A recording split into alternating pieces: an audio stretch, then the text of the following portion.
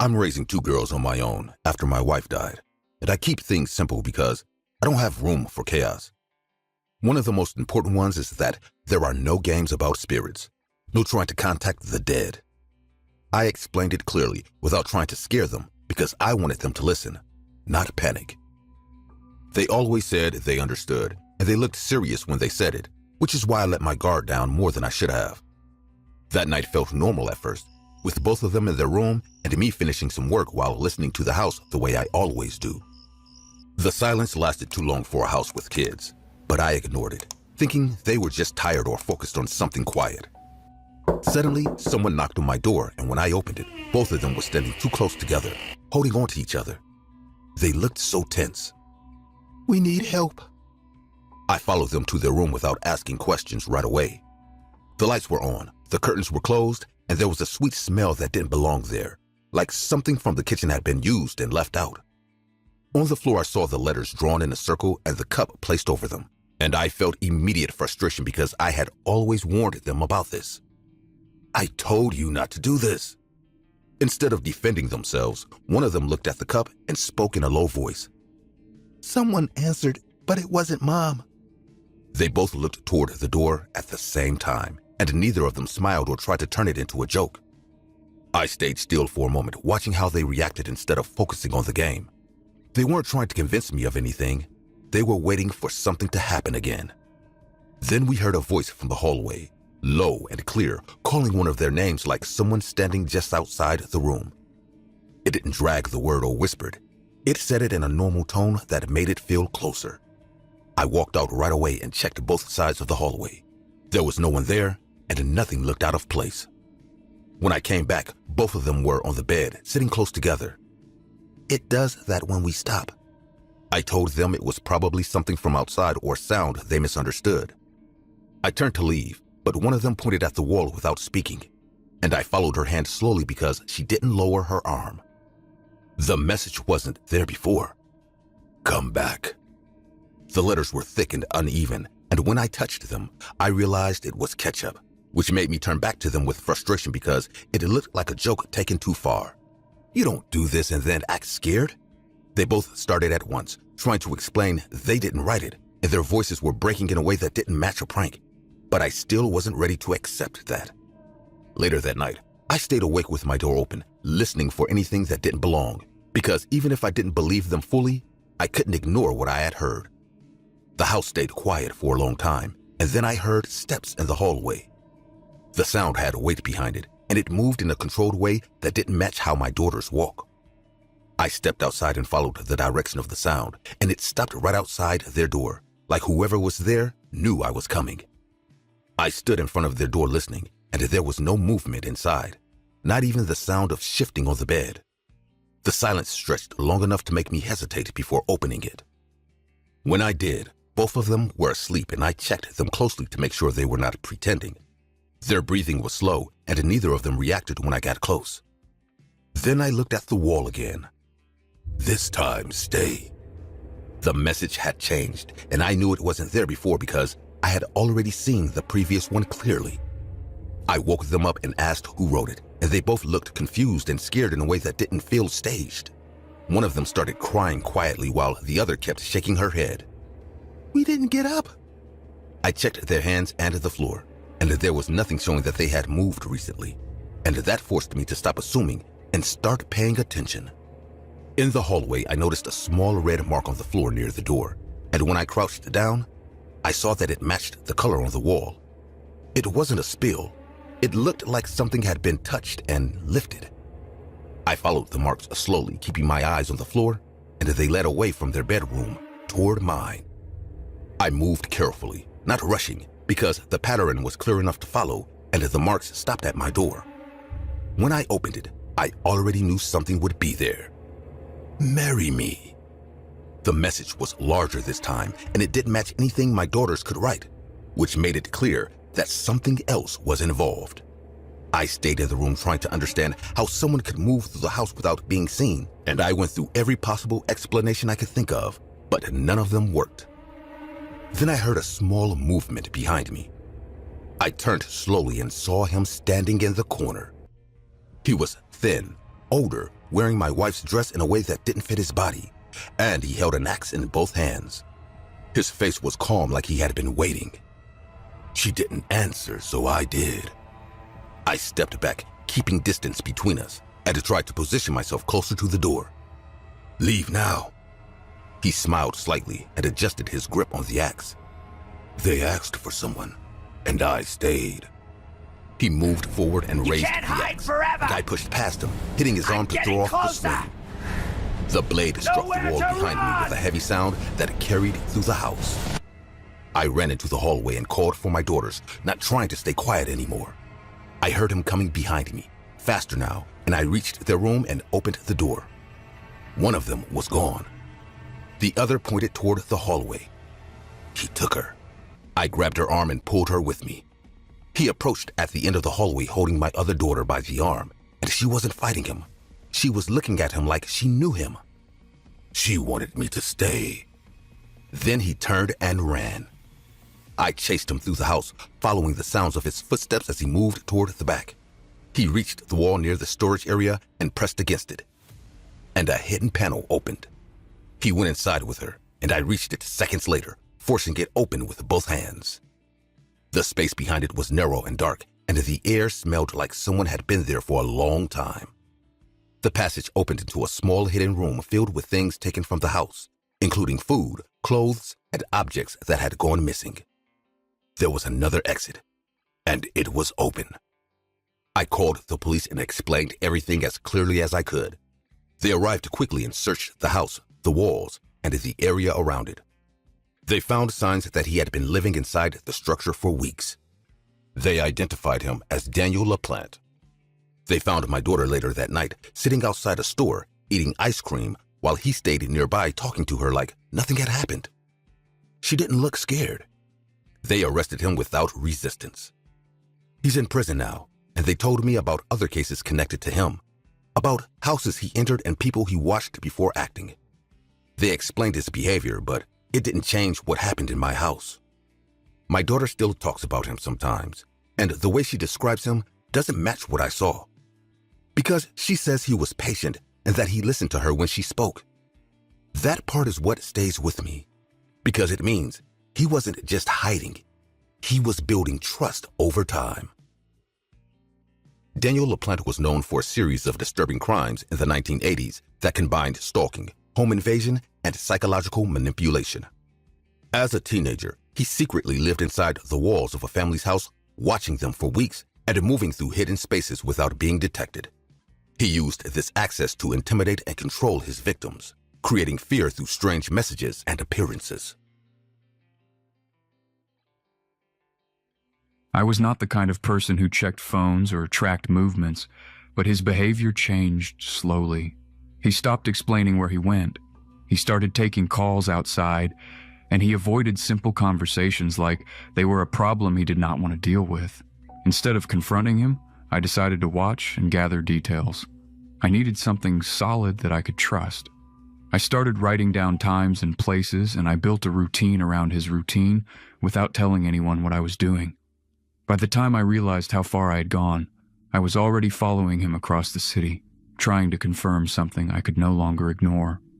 He always left early on Thursdays, and the pattern never changed. I needed to follow him more than once to understand what he was hiding. The first time I followed him, I stayed back and watched him enter an area that did not match anything he had ever mentioned, and I did not get close enough to see what he actually did. I told myself I needed to be more prepared next time. The second time, I arrived earlier and parked far enough away to avoid being seen, because I needed a clear view without putting myself in danger too quickly. But what I saw forced me to rethink everything in a way I was not ready for. I stayed in the car and waited, because moving too soon would have made it harder to understand what was happening, and I needed to see enough to make a decision I would not regret later. I kept my eyes on the street and stayed still inside the car, because I needed to be sure I was not missing anything important before acting. The place was too quiet, and that made every small movement easier to notice. When he appeared, I immediately saw that he was not alone, and the way he held the woman with him showed control instead of familiarity. She tried to slow down and pull back, but he tightened his grip and forced her forward in a way that made it clear she was not there by choice. Before I moved, I stayed in place for a few seconds and forced myself to accept what I had just seen, because reacting without thinking would not help anyone. The situation was already serious, and I needed to act carefully. I got out of the car and moved closer, keeping my steps steady and controlled, because I did not want to draw attention before I understood more. He dragged her to the house and forced the door open, and she stumbled inside while trying to resist, and then the door shut in a way that cut off any sound. I reached the door and pressed my ear against it, and I listened carefully because I needed to know what was happening inside before making a decision. I heard something being dragged across the floor, and the sound confirmed that this was not something I could ignore or explain away. I stayed at the door for a moment and kept listening, because entering without thinking could make things worse instead of better, and I needed to be sure I was not walking into something I could not handle. The sounds inside continued, and there were weak attempts at movement that suggested someone was still conscious. When I opened the door, I did it slowly to avoid making noise, and the smell that came from inside made it hard to stay focused because it was strong and unpleasant in a way that suggested something had been left there for too long. I stepped inside anyway, because leaving at that point was not an option. The room looked abandoned. I moved forward carefully and checked each direction, because I expected him to return at any moment. Before going further, I stopped and listened again, because the sounds from deeper inside the house were still there, and they gave me a direction to follow. I followed the hallway and noticed a side room with a door that was not fully closed, and something about that detail made me stop before continuing. Inside, there was a table covered with papers that looked organized.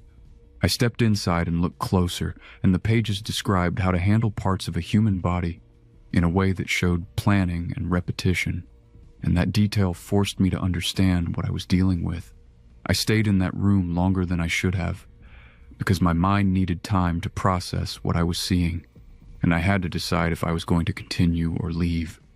A sound from the other room forced me to move again, because it was clear someone was still alive and needed help, and that fact made hesitation feel wrong. I stepped out and moved toward the source, keeping my movements controlled. The kitchen was dim, and the woman was on the floor with her hands tied behind her back and her legs restrained, and the condition she was in showed she had been struggling for a long time. She looked at me with fear and confusion, and she tried to speak even though her voice was weak. I checked the room quickly to make sure he was not there, and when I realized he had left, I moved closer and started working on the knots that held her. The rope was tight and difficult to undo, and it required steady effort to loosen without making noise. Before I finished, I noticed the refrigerator door was not fully closed, and I opened it slightly because I needed to confirm what I already suspected. Inside, there were stored pieces of human bodies arranged in a way that showed this had been done more than once. I closed it and focused on freeing her, because staying there longer increased the risk, without helping her more. When the rope came loose, I helped her sit up and tried to get her steady enough to move. Before we moved, I stopped and listened, because I needed to be sure we were not walking into him without warning, and the silence made it hard to judge how much time we had. I supported her as we started moving, because she could not walk on her own. We reached the hallway slowly, and each step felt louder than it should, because the house carried sound in a way that made it easy to imagine it reaching the front door. When we were halfway there, we heard a car door close outside, and that confirmed he had returned. I had to decide quickly, and I pulled her into the side room with the table, because it was the closest place that offered any cover. We stayed still as he entered the house, and his footsteps moved through the rooms with a steady pace that showed he was not rushing. He stopped outside the door where we were hiding, and the handle moved slightly as if he was testing it, and that moment forced me to hold her in place to prevent any movement. The pause lasted long enough to feel deliberate, and then he moved away toward the kitchen. I used that moment to act, because waiting longer would only increase the risk, and I opened the door and moved quickly toward the exit while supporting her. We did not try to stay quiet anymore because speed mattered more. We reached the front door and got outside, and I guided her to the car while trying to keep control. When I looked back, he was standing in the doorway watching us. The police confirmed everything we found. The house contained clear evidence of what had been happening, and there was no way to explain it as anything else. The setup showed planning, and it showed that this had been going on for a long time. He was gone by the time they arrived, and the search that followed did not find him, which meant he had time to leave before anyone could stop him. I had to explain my life with him in detail, and that process made me realize how much I had ignored without understanding what it meant. The signs were there, but they did not form a clear picture until it was too late. And as for the woman, she survived. We did not stay in contact, but knowing she was alive made it easier to accept what happened. Alexander Spasivtsev was a serial killer who lured young women and girls into his apartment, where he kept them captive, tortured them, and eventually killed them. He practiced cannibalism, cooking and eating parts of their bodies while continuing to bring in new victims. He was eventually arrested after one victim managed to escape and alert authorities.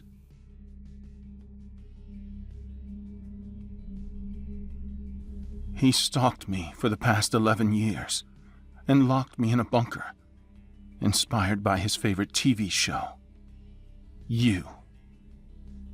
I was 20 years old at the time, and I was studying social work. Part of my routine included a small religious group where people met twice a week to talk about their lives, and that is where I met him. He was quiet, always sitting across from me, listening more than speaking. The messages started slowly and seemed harmless at first, because they referred to things I had said during the meetings, and I answered a few times out of politeness, not realizing that responding at all would make him think he had access to me. The messages became constant, and they stopped following any normal pattern, because they arrived at all hours, and if I didn't answer, he would send another one asking where I was or what I was doing, which started to feel invasive. He asked me out several times, and I refused clearly every time. But instead of stopping, he began showing up in places where I'd never seen him before, like outside my classes or near my workplace, standing at a distance and watching without approaching.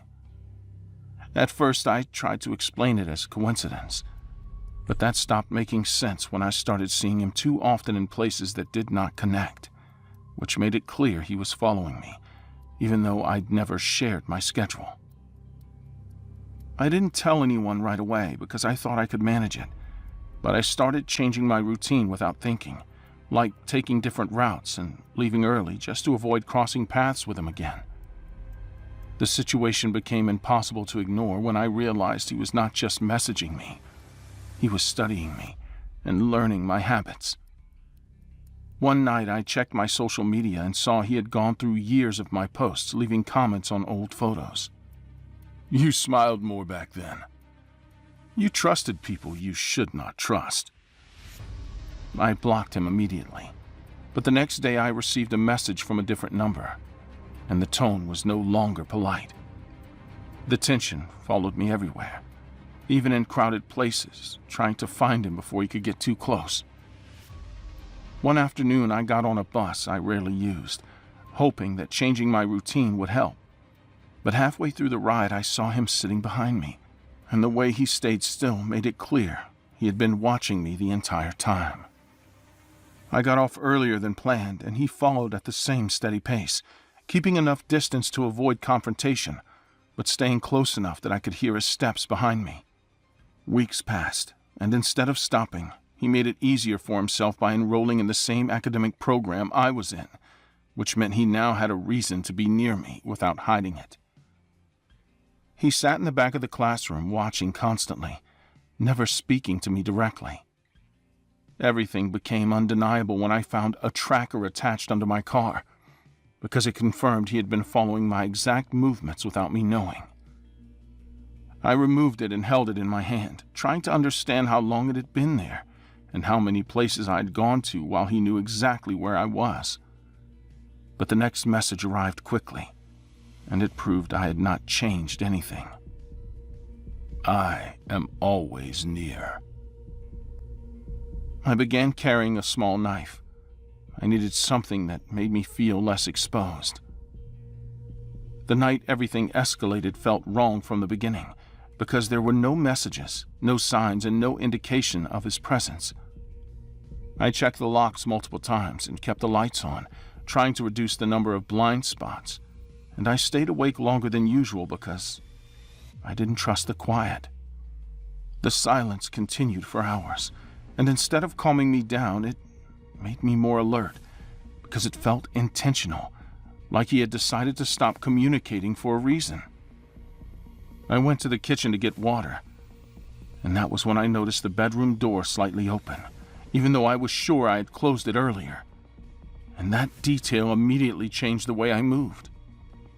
I approached slowly, without making noise, and when I pushed the door open, he was already inside, standing near the bed and watching me like he had been waiting. I tried to step back, but he moved quickly and grabbed my arm, pulling me forward and forcing me to the floor before I could reach the knife in my pocket. He pinned my wrist down with enough force to stop me from moving, and when I tried to twist away, he adjusted his position and pressed his weight down, making it impossible to get free. His hand tightened around my neck slowly, controlling my breathing instead of cutting it off immediately, and that control made it clear he had planned for this moment. My attempts to push him away became weaker as my breathing became uneven, and I couldn't change what was happening before everything went dark. The tension returned the moment I woke up. I was no longer in my apartment, and everything around me was unfamiliar. My hands and legs were tied, and I was in the back of a moving vehicle while he drove in silence, and every movement caused pain that made it difficult to stay focused. When the vehicle stopped, he carried me into a building, and the brief glimpse I saw showed concrete walls and storage shelves, which suggested it was not a place anyone would check. When I fully woke up, I was in a small enclosed room with padded walls and a mattress, and the setup made it clear this space had been prepared in advance. He sat across from me and explained his plan in a calm and structured way, describing how he intended to keep me there and how he would make people believe I had disappeared on my own. "I'll leave your phone near the lake. People will assume what happened. This is better. You don't need anyone else." He showed me photos and videos he had collected over the years, and the amount of material proved this had been planned for a long time. The tension increased when he moved closer, because he acted like this situation was normal and expected me to accept it. I changed my approach completely, because resisting physically was not possible, so I started responding calmly and telling him what he needed to hear, even though it went against my instincts. I focused on his fear of prison, which he mentioned more than once, and I used that to convince him that I would never report him if he let me go. "I won't tell anyone. I understand. I can keep this private." He hesitated, and that hesitation gave me a small chance. So I kept repeating the same idea until it became something he could accept. He eventually untied me, partially, and agreed to take me back. But before leaving, he made it clear that there were conditions. He returned me to my apartment and stood near the door, watching me before speaking again with a controlled tone. "If you lie, I will come back." Then he left. I stayed on the floor for a long time after he left, trying to understand how close I'd been to never leaving that place at all, and how easily everything could have ended differently. My body hurt and the marks were visible, but the physical damage was not what stayed with me the most. The tension did not disappear after I reported everything, because even though he was arrested quickly and the evidence was overwhelming, the awareness of how much control he had over my life remained. He claimed it was a role play, based on the TV show You, that went too far. I know it's a complete lie, but he's already paying for all the harm he caused me, and he'll keep paying for the rest of his life. Samantha Stites met Christopher Thomas through a religious group and initially saw him as just another member. Over time, his behavior escalated into a disturbing obsession that lasted more than a decade. For 11 years, he stalked her relentlessly, ultimately kidnapping her in a bunker he had constructed, reportedly inspired by the series You.